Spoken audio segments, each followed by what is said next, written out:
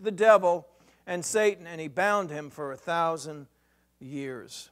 So after the seals, after the trumpets, after the bowls of the wrath of God, after that, all of that has transpired, after the beast and the false prophet are thrown into the lake of fire, then what we see is Satan himself is bound in chains for 1,000 years. The devil was not created evil. Rather, according to Ezekiel 28, he was created beautiful and blameless, the cherub anointed to cover in Eden.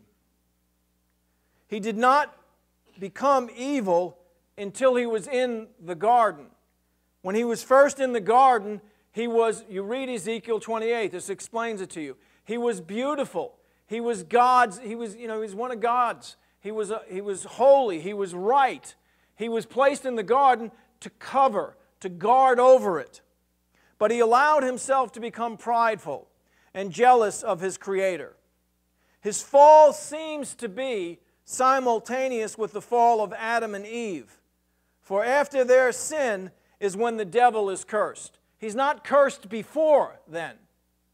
There's not consequences that are his before then. It's after then. We know, so there is a beginning point to the devil.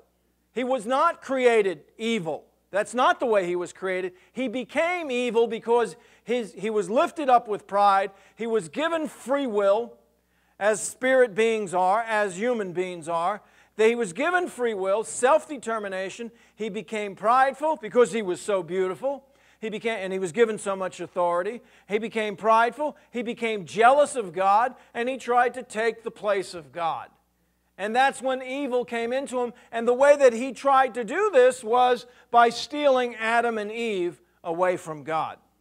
So I think that a lot of it, if it didn't happen simultaneous, it was pretty dang close. Because right after that is in Genesis 3:14, because you have done this, talking to the devil, cursed are you more than all the cattle, and more than every beast of the field. On your belly you will go, and dust you will eat all the days of your life.